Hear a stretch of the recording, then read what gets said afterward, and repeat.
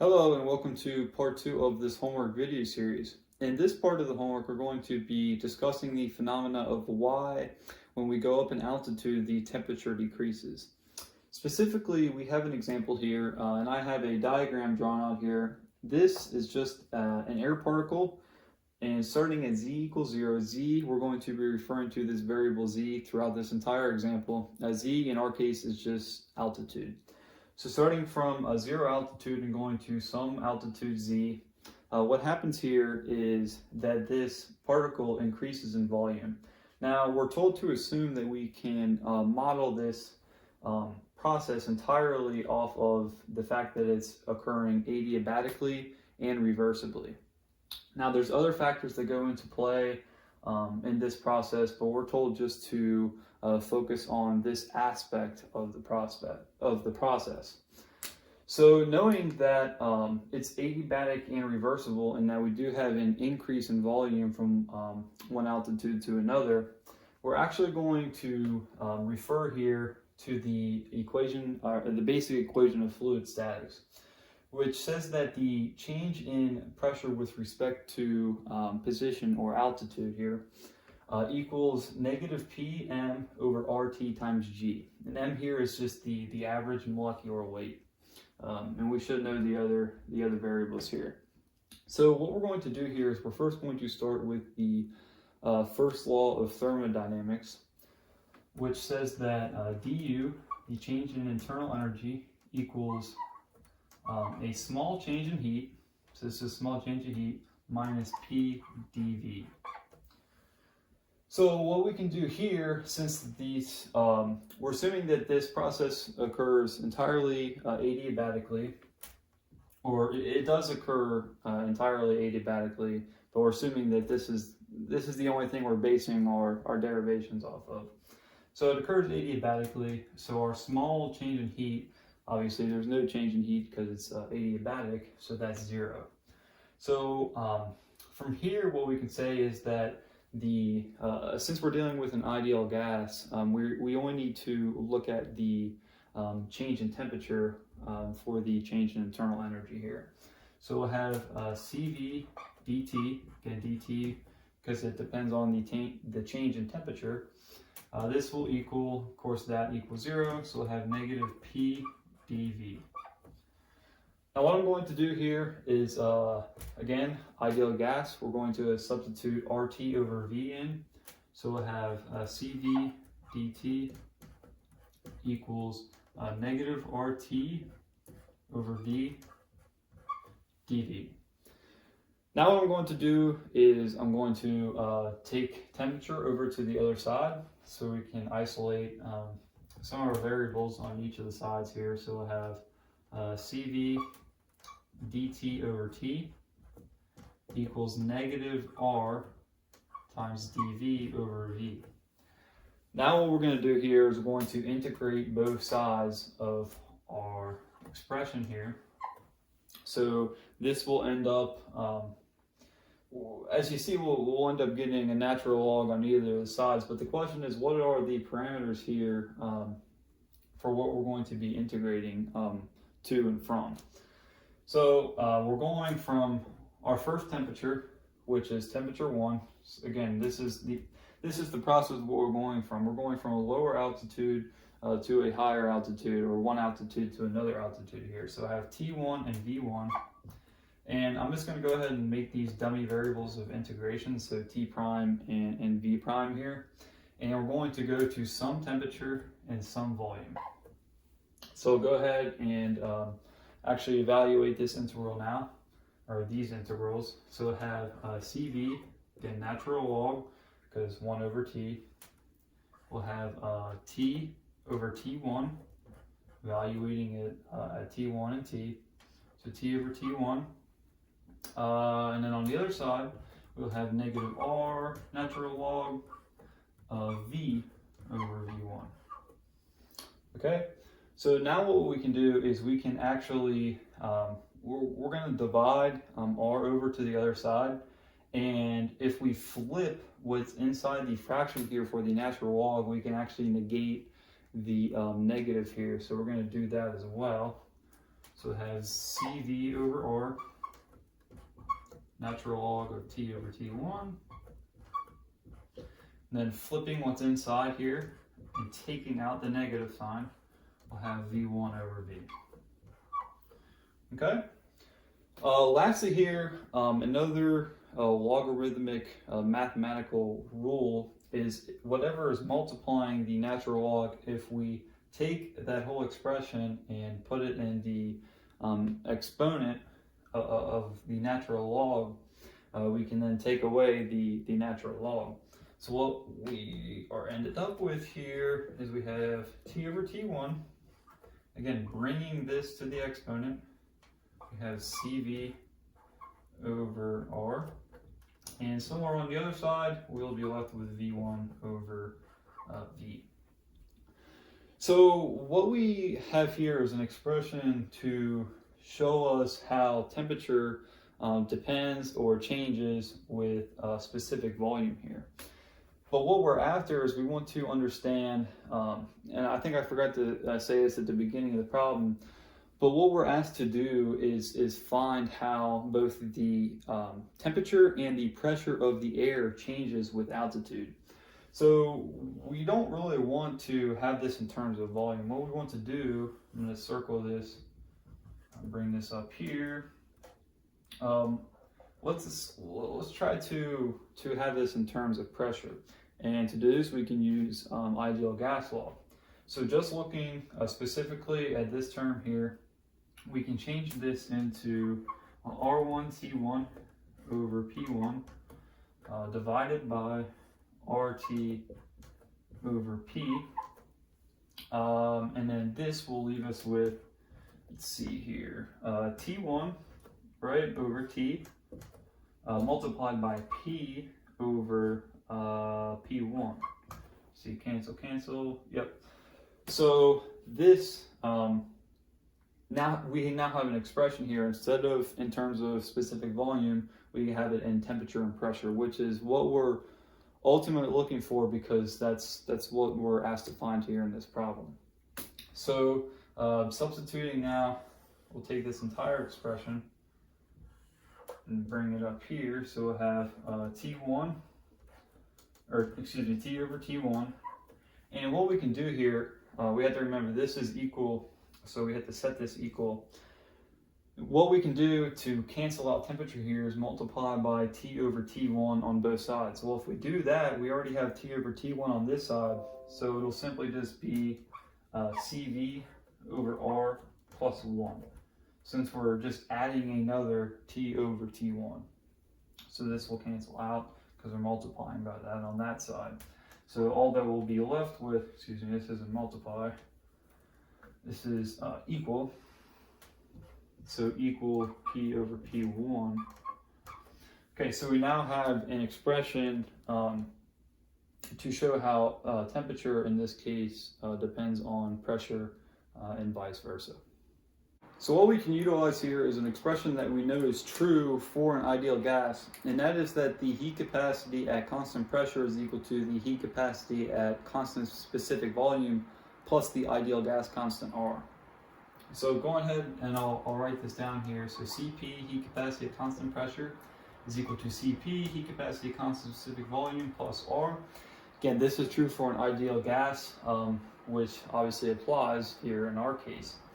So what we can do here with this expression is, since we have our Cv over R plus 1 in the exponent of our left-hand side here, what we'll do here is go ahead and plug this in for Cv.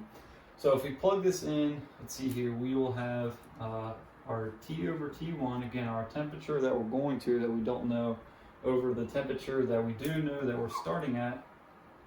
See, plugging in, we'll have R over R that will cancel, so we'll have Cp over R, and then bringing back our P over P1.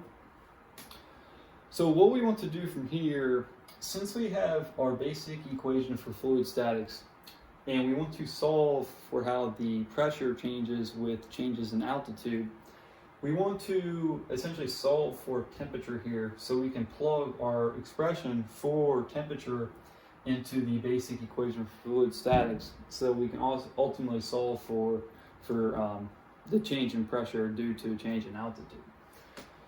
We don't want to solve for pressure here because that would obviously negate the whole purpose. We wouldn't have a correct expression. So what we can do here is, if we want to isolate temperature on one side, we can multiply each side by R, or not multiply, but raise each side to R over Cp, and that will just get rid of our exponent on the left side. So we'll have T over T1 equals P over P1 times R over Cp. And then just multiplying T1 over to the other side will leave us with our temperature that we don't know is equal to our starting temperature, P over P1, R over Cp. So now we can go ahead and plug this expression that we have for temperature into the basic equation for fluid statics. So doing that, we'll still keep dP over dz, do this one step at a time here, on the left-hand side. And on the right-hand side, I'm just going to go ahead and pull out our constants that we know are not going to change with this plug-in here. So mg over r, or negative mg over r. So negative mg over r. So T1 will stay in the denominator here, since it's simply just being brought over, so T1. So our pressure here, since it is in the numerator here, or it'll be in the denominator here if we bring it over. Now, if you want to write this expressed in the numerator, or it'll be brought into the denominator here, sorry. And if we want to express it as if it's in the numerator, what we'll have to do is subtract the power that it's raised to from 1. So if you want to express it in the numerator, we'll have pressure and then 1 minus the exponent that it's raised to, so R over Cp. P1 is in the denominator, so it'll be brought to the numerator. So we can just keep its exponent, so that'll be P1 times R over Cp. Okay? So what we want to do here is we want to bring over our expression, or not our expression, but we want to bring over our pressure here to the left-hand side, and we'll just simply multiply dz here to the right-hand side, and that'll give us an expression that we can integrate. So we'll integrate the change in pressure, and then we'll integrate the change in altitude over here, and that will give us the expression that we want to solve this problem here. So bringing our pressure over, if we divide it over to the left-hand side, what we can do is we'll keep our exponent here. So we'll still have R over Cp, however, we'll subtract 1 from that if we divide it over. So we will have our pressure that we don't know times R over Cp minus 1. This is dP. And bring over our dz to the other side, we'll still have our constants, negative mg over RT1 times P1 times R over Cp dz. So what you can see here is that all of this here we know. We know mg, we know R, we know our starting temperature, and we know the pressure that we're starting at. So we'll go ahead here and we will integrate both sides. Now, limits of integration. Well, it's pretty simple, since we're, again, starting from a situation where we have a certain pressure, a certain temperature, a certain altitude, and we're going to a second altitude, a second pressure, a second temperature. So we'll start here at P1 and Z1, because these are known. This is where we're starting, and we're going to some P, some pressure, and we're going to some altitude, because we want to see how pressure changes with altitude. So we'll make these dummy variables of integration so that we're not getting mixed up with P and Z, because obviously our limits of integration are different than our variables here. So integrating both sides, this will be just add 1. So we will have, adding 1 and multiplying, we'll have Cp over R times P to the R over Cp. And just adding 1. evaluated at P1 and P. Keeping everything basically on the left-hand side, we'll have negative mg over RT1. Still know our pressure here that we started at, R over Cp, and just integrating dz, we will just be evaluating z, so we'll have z minus z1. So have multiplied by z minus z1. Okay. So before I evaluate at both of the limits here, I'm just going to go ahead and move the Cp over R to the other side. So R and R will cancel and we'll be left with Cp on the bottom. So we'll multiply this through here, so we'll have P to R over Cp minus P1 to R over Cp. Again, R and R would cancel, so we have negative mg, heat capacity, constant pressure, our known temperature, P1, R over Cp, still Z minus Z1. That should just be Z1. Okay, so now what I'm going to do is we can bring over our P1 to the other side. And notice that we already have a P1 to the R minus Cp, so we can go ahead and factor this out. And it'll look like this. So we'll still have our P that is unknown on the left side here. And adding over, we will have P1 times R over Cp. Again, factoring out, we still have another P1 to the R over Cp over here.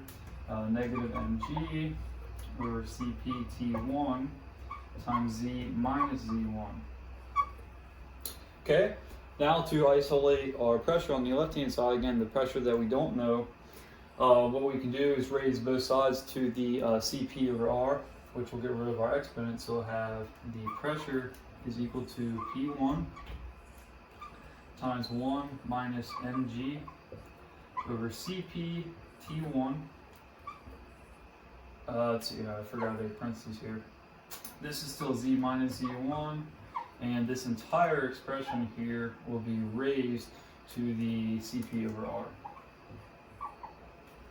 Okay, so this here, we now have an expression to determine what the pressure does if we go from a state where we know and we go up in altitude, and we assume that this process solely relies basically on the fact that it is adiabatic and reversible. Now there's other things that go into this process that we're obviously not accounting for, but assuming that it relies solely, or that the process goes solely on the fact that it's adiabatic and reversible, this is our expression here for how we can determine the temp or the pressure at the new altitude. Now what we're also asked to find is how the temperature changes with that increase in altitude as well. So we already have an expression for temperature here. We found this earlier, and that is that the temperature, again, temperature that is unknown is equal to the T1. T1 is the temperature that we're starting at that we know, times P over P1 R over Cp. So now we have our expression for our unknown pressure. What we can just do here is go ahead and plug in for temperature here. So what we'll end up with is that temperature, see here, we will still have T1, and you'll notice here that one of these is raised to Cp over R and the other one is raised to R over Cp. So that works out. We'll have T1 and we'll have 1 minus mg over Cp T1. Let's see here, times Z minus Z1. And that's it. The Cp over R and the R over Cp cancel each other out. And this is the expression that we are left with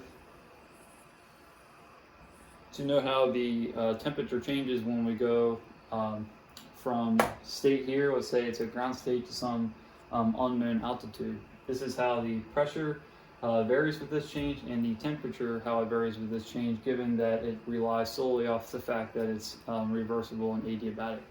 So that does it for part 2 of this homework. Thank you for watching.